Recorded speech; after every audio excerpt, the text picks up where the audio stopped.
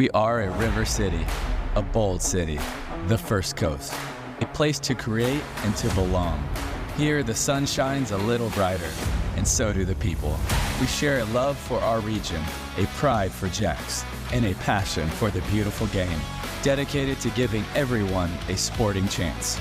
Together, we will elevate soccer and sport in our community by lifting every voice. We are Sporting Club Jacksonville. We are Sporting Jacks.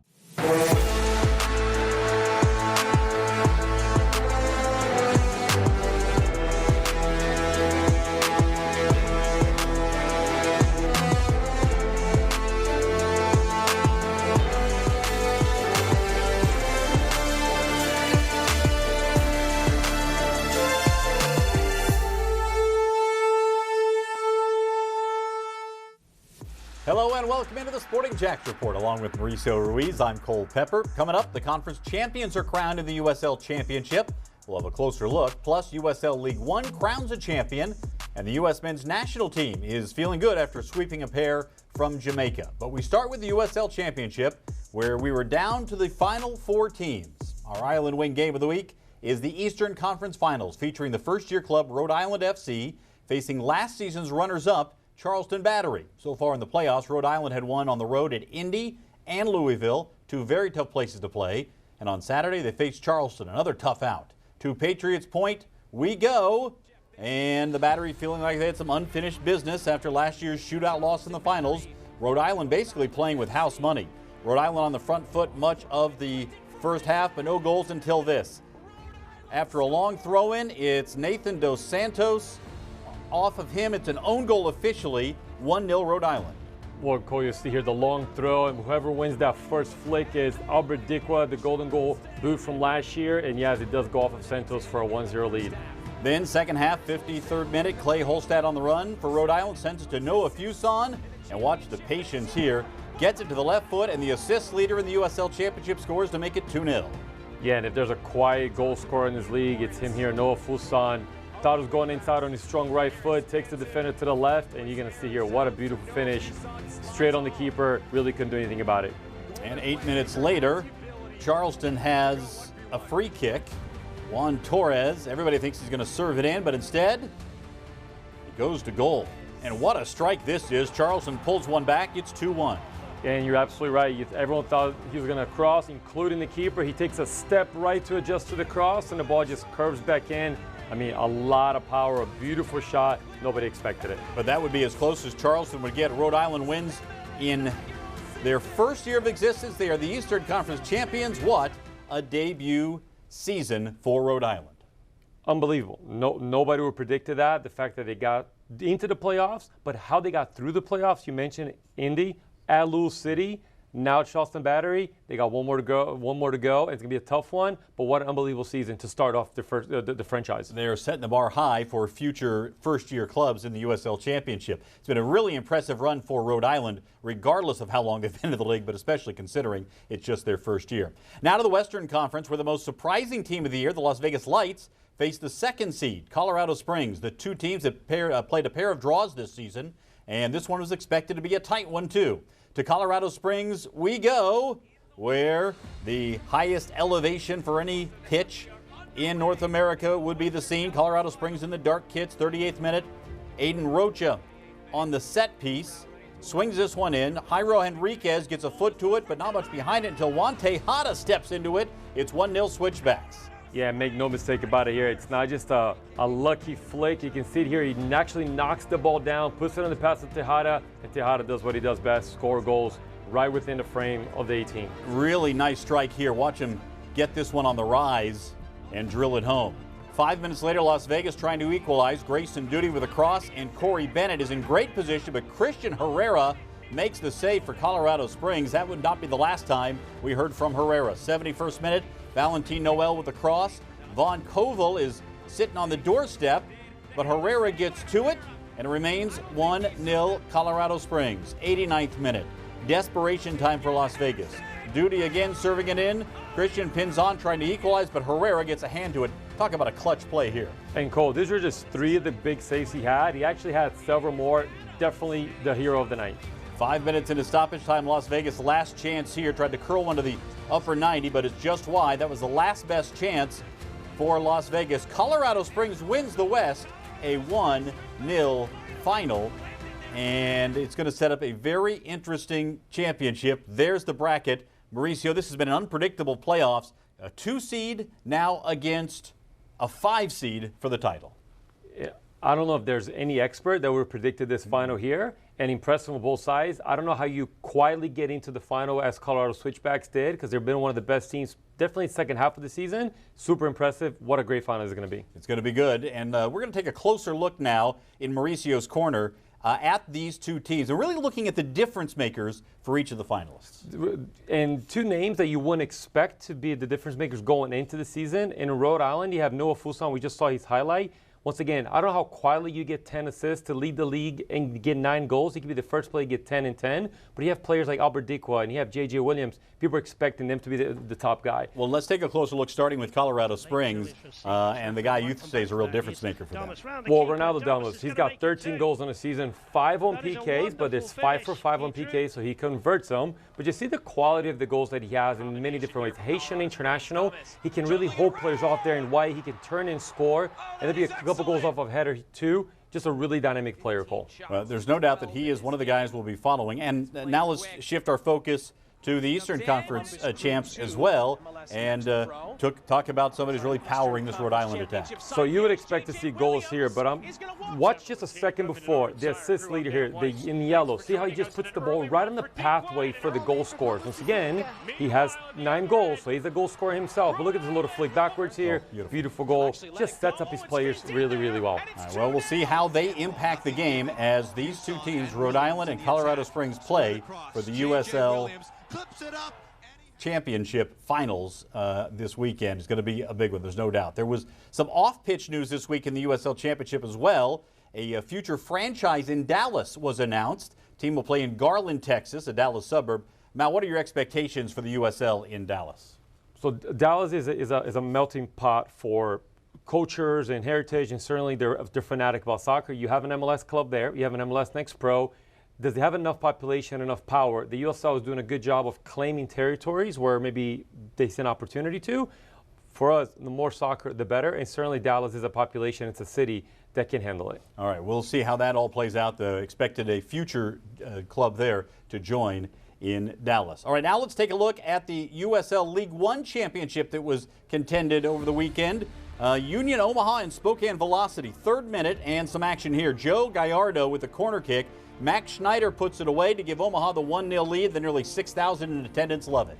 Well, in Spokane Velocity, once again, a brand new franchise getting all the way to the final, but Union Omaha, they've been doing this for a couple of years now. 19th minute, another Omaha corner. Gallardo again. This one gets pinged around. It falls to Pedro Dolabella, who makes it 2-0 Omaha. Yeah, and Pedro, that center back coming forward and getting that goal scored. And there's nothing better than to see center backs moving their feet inside the box and getting that beautiful finish. You remain 2-0 through 70 minutes. Gallardo gets involved again for Omaha. His cross is headed away, but taken down by Lagos Kunga. And watch this finish. Goes to the outside of his weaker foot to make it 3-0 Omaha. Yeah, when players have that individual 1v1 take-on ability, even pushing him through to his weaker foot is no guarantee. You're going to see here, just slows down the defender, freezes him, takes it, keeper comes out. That's that futsal toe poke that gets to the goal. For the second time in 3 years, Union Omaha lifts the cup as USL League One champions. And over the past week, the U.S. men's national team faced Jamaica in a pair of matches as part of the CONCACAF Nations League Cup, winning both matches, including a 4-2 victory on Monday in a game that saw Christian Pulisic start the scoring. We've seen some improvements under Mauricio Pochettino. Now, what stands out for you so far with the new manager? Really the consistency of lineup. I thought he was going to take this opportunity to shift a couple people around, give a lot of players new opportunities, but he's been pretty consistent.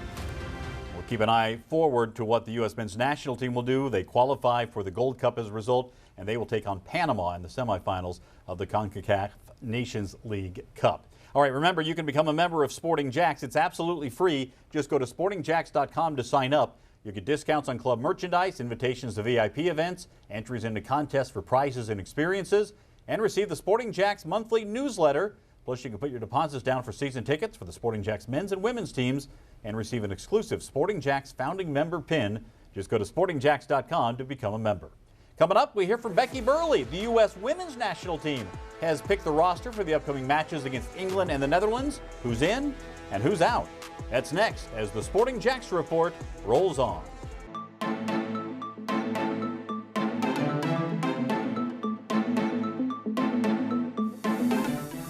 You can catch every USL Super League game streaming all season long on Peacock.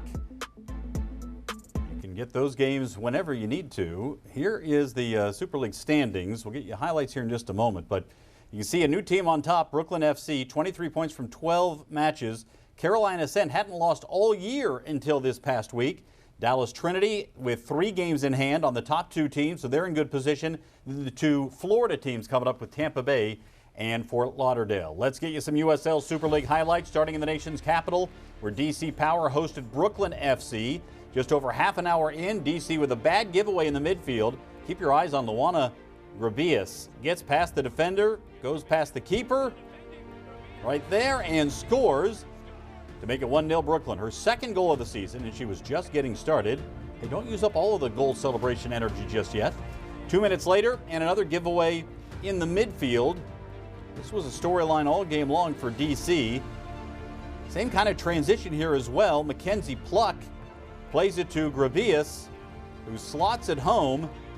2 goals within 2 minutes, and Brooklyn's up 2-0, but Grabias was not done celebrating or goal scoring. 44th minute, and again, DC being sloppy with the ball. This time, Grabias doing the dirty work.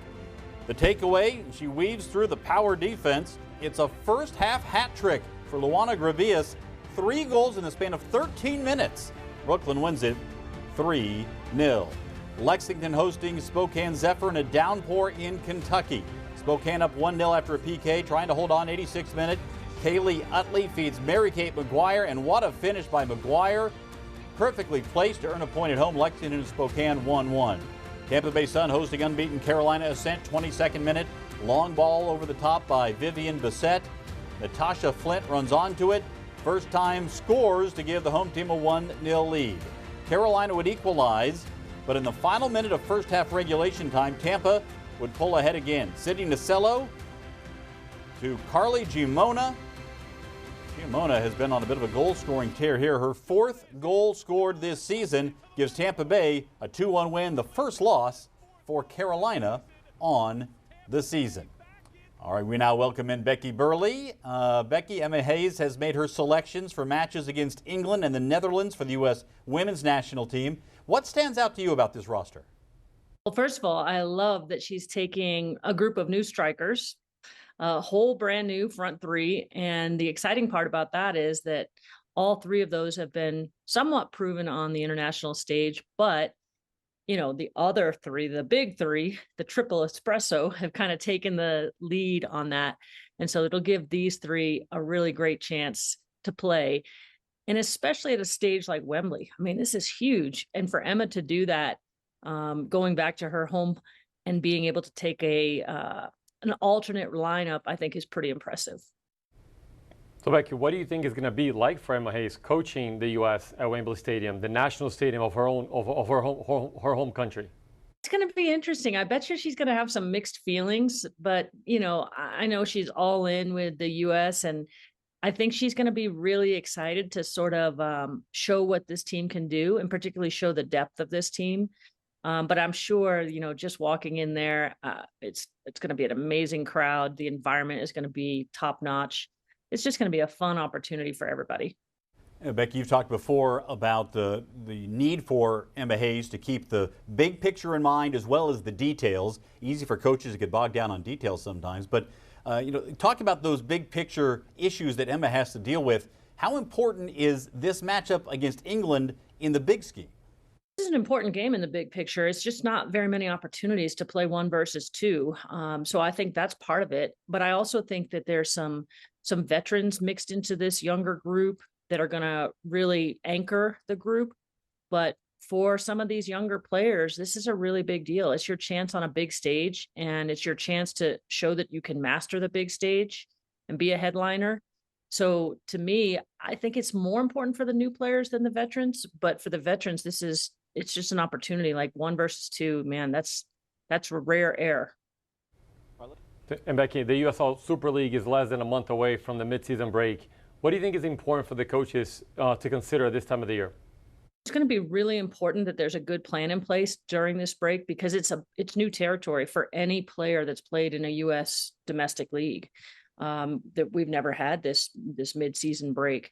So I think managing players over the break, players managing themselves over the break, giving yourself a chance as an organization to do a mid-season audit and really see where you are, and also a chance to change your roster. There's going to be some opportunity with collegiate players coming out. There's going to be opportunity with just trades in general and loans and all sorts of things. So this is a unique time. I'm kind of excited about the break just to see what it brings in terms of the rosters changing before the next round starts.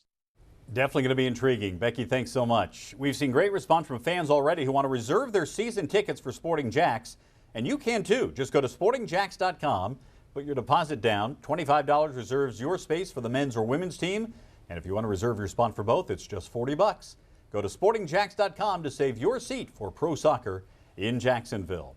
Still to come, our youth soccer spotlight. It was father versus daughter on the high school soccer sidelines. How the Messick family derby played out. That's next, right here on the Sporting Jacks Report.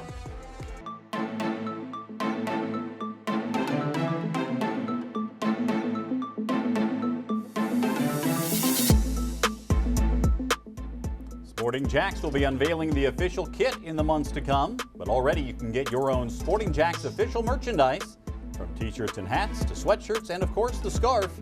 You can find Sporting Jacks official merchandise at sportingjacks.com, at our official team store on Phillips Highway, and at We Got Soccer. And it's time now for our Youth Soccer Spotlight, brought to you by the Bearded Pig Barbecue. And today we're marking a soccer coaching first. For the first time, the father-daughter coaching duo of Ron and Lexie Messick coached against one another as head coaches as Creekside played at Beachside. The game itself was a tight one, with both teams going without a goal through the first half and much of the second. Beachside goalkeeper Alana Zander making some big saves to keep the game scoreless.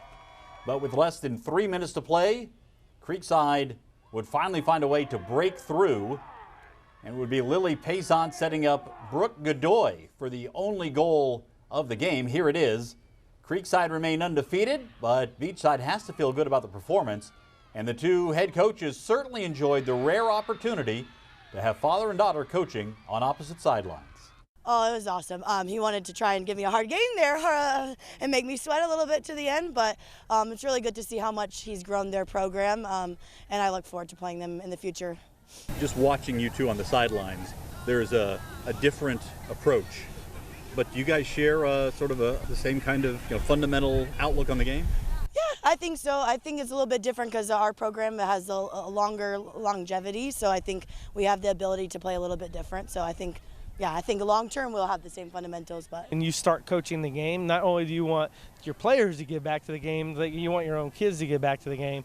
And my other daughter coaches too, so we're pretty much a family of soccer. But yeah, she has her own style, but I do see she's as competitive as me inside. I just display it a little bit more, and we're both passionate in our own ways. But yeah, I mean, I don't know how many people say they get to do this. Yeah, we had a joke about it, like it could be a rough Thanksgiving, but I mean, we actually in the family chat we talked about today, the wife wanted a tie, and Lexie didn't want the tie, but it was close to the tie. But she, in reality, is where her program is. I understood that a tie would be a little bit more detrimental to her. There is a part of me, obviously, I want my program to win, but I want her to be successful too. Really great to be able to be down there and watch that and talk to them afterwards. I talked to Lexie's mother, Ron's wife, afterwards. She probably had the toughest time of it. She wanted both to win. Listen, a draw would have sort of been that, but sort of not, as she mentions, because Creekside's at such a high level right now as a defending state champ. I don't care what they say. Thanksgiving Day is going to be fun. Yeah. There's going to be a lot of banter back and forth. But listen, you heard from Ron. He's a good guy. Ron's been around in his community for a long time. So Lexie does have a legacy to follow. she has some pretty big shoes to fill because he's been doing this for a long time. He started the Beachside program where she's inheriting a really good Creek side. She's been an assistant coach before, but what a fun environment. And as he said, not many people get the opportunity to coach against your own daughter. Yeah, just think about that. If for those of you who are parents out there, to compete against your children, a friendly competition, and for somebody to be following in the footsteps. As I know as a father, if my daughter decided to follow in my footsteps, a great deal of pride, maybe a little concern considering the industry I'm in, but that you don't see that every day, and it's great to see that kind of first family of soccer really getting a chance to perform on the field. Yeah, and he says he has another daughter that's coaching as well. So I love that they've been able to learn from Ron, but they have their own style.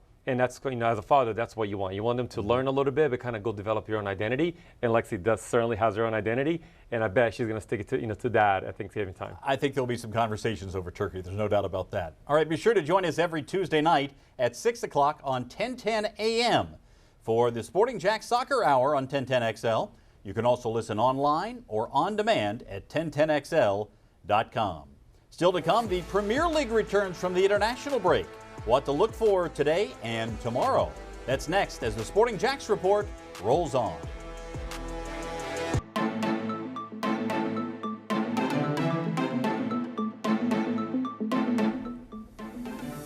You can catch the Sporting Jax Report Saturdays at noon on NBC 12 starting in a couple of weeks.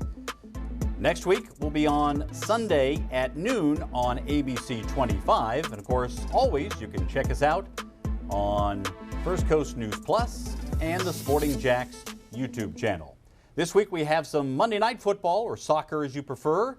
West Ham travels to Newcastle in the Premier League. Mauricio, this would be a massive win from West Ham if they were to get it.